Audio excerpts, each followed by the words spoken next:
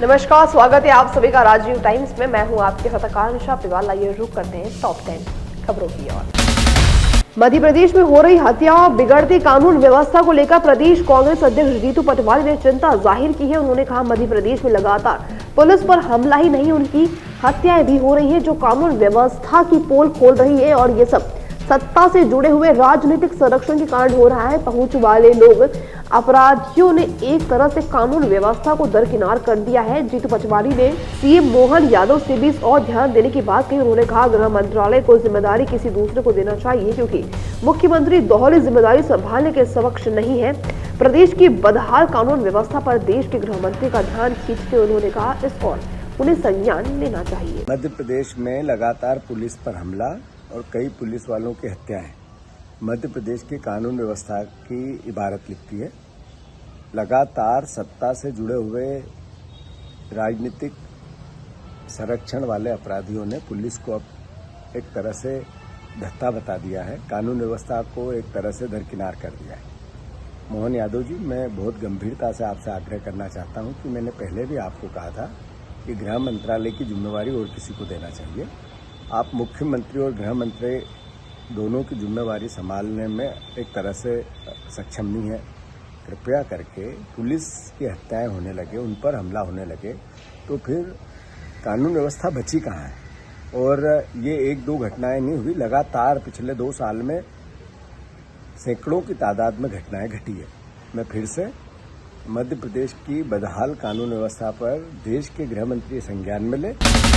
इंदौर के द्वारकापुरी क्षेत्र में पुलिस ने महेश उर्फ बाचू की हत्या के आरोप में मिथुन और उसके साथियों को गिरफ्तार कर लिया है। हत्या के बाद मृतक की पत्नी पूजा ने अपने पति का शव लेने से इनकार कर दिया था। उसका कहना था कि पहले आरोपियों को गिरफ्तार किया जाए और उन्हें कड़ी सजा दी जाए। टीआई मनीष मिश्रा और अन्य अधिकारियों ने बुधवार को अस्पताल में पूजा से बातचीत का समझाइश दी है, जिसके बाद शव का पोस्टमार्टम करवाकर अंतिम संस्कार के लिए रवाना किया गया है। इस दौरान पत्नी पूजा बार बार पुलिस पर एफआईआर दर्ज न करने का आरोप लगाती रही। उसने कहा कि पुलिस की इस लापरवाही के कारण उसके पति की हत्या हुई है। बता दें, रमेश का बेटा मिथुन और गोली चलाने वाला उसका साथी पुलिस की गिरफ्त में आ चुके हैं। पुलिस उनसे पूछताछ कर रही है।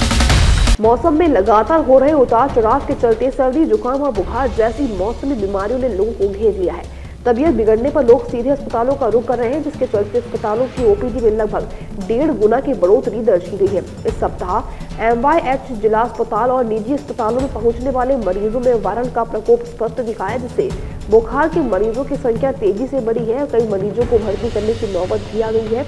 बता दें कि पहले से ही मच्छर जनित बीमारियां बढ़ रही थी। अब सर्दी के कारण जुकाम और शरीर में जकड़न के मरीज बढ़ चुके हैं। इसके साथ ही प्रदूषण के कारणों के हवा में मिलने से बीमारियों का ग्राफ और ऊपर चढ़ गया है। डॉक्टरों ने सलाह दी है कि गर्म पानी पिए और ठंडी चीजों से परहेज करें। मुख्यमंत्री डॉक्टर मोहन यादव ने आज भाई दूज पर लाडली बहनों का सम्मान किया। उन्होंने कहा कि भाई दूज भाई बहन के अटूट स्नेह का प्रतीक है। भाई दूज की खुशी में मुख्यमंत्री के निवास पर भाई दूज का कार्यक्रम भी रखा गया है। इस कार्यक्रम में मुख्यमंत्री लाडली बहनों को नवंबर से 1500 रुपए की राशि मिलने का ऐलान भी कर सकते हैं। बता दें कि इससे पहले भाई दूज से लाडली बहनों का हर माह मिलने वाली राशि में 250 रुपए बढ़ाने की घोषणा की गई थी। अक्टूबर माह के 1250 रुपए लाडली बहनों के खाते में ट्रांसफर हो चुके हैं। आज लाडली बहनों के खाते में 250 रुपए और ट्रांसफर किए जाएंगे। मुख्यमंत्री ने कहा कि लाडली बहना योजना ने महिलाओं को आत्मनिर्भर और सशक्त बनाया है। आज सुबह 8:30 बजे श्री केदारनाथ धाम के कपाट शीतकाल के लिए बंद कर दिए गए हैं। कपाट बंद होने की प्रक्रिया सुबह से शुरू की गई है। इस दौरान वैदिक मंत्रोच्चार, विशेष पूजा के साथ खूब जयकारे लगे। इस अवसर पर मुख्यमंत्री पुष्कर सिंह धामी समेत कई अधिकारी और श्रद्धालु मौजूद रहे।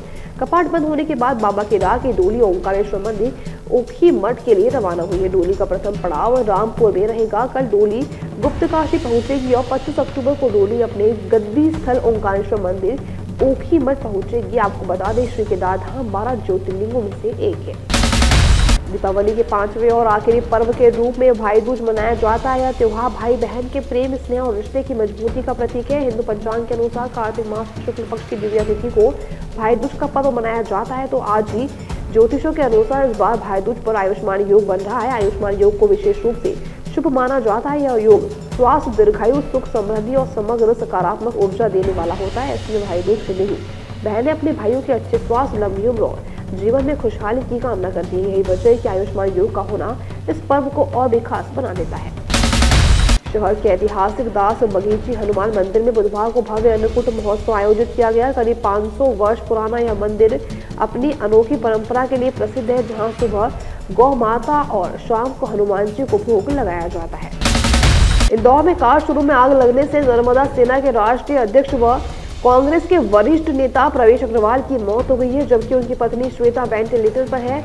उनकी हालत गंभीर बनी हुई है। हादसा गुरुवार सुबह करीब 5 बजे हुआ। आपको बता दें, लसूड़िया इलाके में कांग्रेस नेता प्रवेश अग्रवाल का कार शोरूम है। शोरूम के ऊपर पेंट हाउस में प्रवेश का परिवार रहता था। आग लगने के दौरान घर में प्रवेश, उनकी पत्नी श्वेता और दोनों बेटियां सौम्या और मायरा थे। दम घुटने से प्रवेश अग्रवाल की मौके पर ही मौत हो गई, जबकि उनकी पत्नी रेखा अग्रवाल को गंभीर अवस्था में अस्पताल में भर्ती करवाया गया है। पुलिस ने आगजनी कारणों की जांच शुरू कर दी और फॉरेंसिक टीम को मौके पर बुलाया गया है। पूजा के कमरे में अखंड ज्योत जल रही थी। 5 दिन की लगातार ये लोग ज्योत जलाते थे। दीपक से आग लगना प्रदीप में रहा। पूजा के कमरे में सबसे पहले आग लगी, उसके बाद पूरे घर में फैल गई। तो मैम मौत हुई इसमें मैम?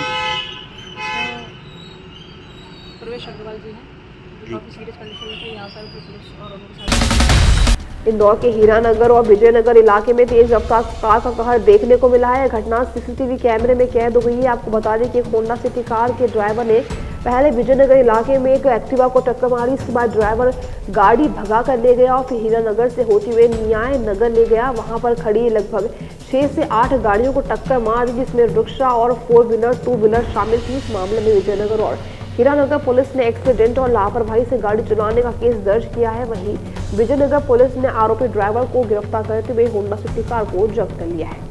9th न्यूज़ से लास्ट। ये हीरानगर में एक मामला हुआ है, जिसमें सोशल मीडिया पर भी एक जो सीसीटीवी जो फुटेज है वो वायरल हो रहा है। इसमें घटना इस प्रकार है कि विजयनगर थाने के अंतर्गत जो परसों की बात है, एक गाड़ी ने एक होंडा सिटी के जो ड्राइवर ने एक एक्टिवा को टक्कर वाली, जिसमें 2 लोग बैठे हुए थे, जो घायल हो गए थे। और फिर उसके बाद उसने गाड़ी वहाँ से भगाई, तो न्याय नगर से डालते हुए वहाँ पर जो कुछ गाड़ियाँ खड़ी थी 4 व्हीलर 2 व्हीलर, उन सबको उसने टक्कर मारी। लगभग 6 से 8 गाड़ियों को उसने टक्कर मार दी। इस पर से थाना विजयनगर में इसमें एक्सीडेंट लापरवाही चलाने का मुकदमा का केस रजिस्टर किया गया है और थाना हीरानगर में भी परतक से केस रजिस्टर किया गया है। इसमें थाना विजयनगर में आरोपी को, जो ड्राइवर था, होंडा सिटी का, गाड़ी जब्त कर ली गई है। आरोपी के खिलाफ वैधानिक कार्रवाई की है, अरेस्ट कर लिया गया है।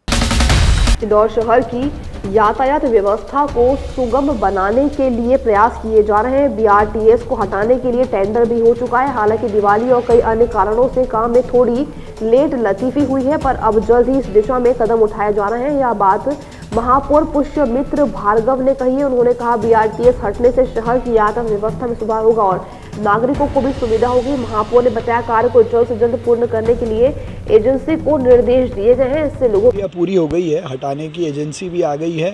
उसके रोड मीडियन की एक एजेंसी बची है, बहुत जल्दी इसको हटाने का काम शुरू होगा। और पेचवर्क का काम लगातार जारी है। अभी दिवाली के कारण 5 दिन की ज़रूर छुट्टी हुई है, लेकिन आज से फिर पेचवर्क का काम अलग अलग जगहों पर, पहले मेजर रोड्स पे और उसके बाद कॉलोनी की सड़कों पर शुरू होगा। फिलहाल के लिए टॉप 10 खबरों में इतना ही। ऐसे अपने आसपास के क्षेत्र की और अपने देश की हर खबर सबसे पहले पाने के लिए देखते रहिए राजीव टाइम्स।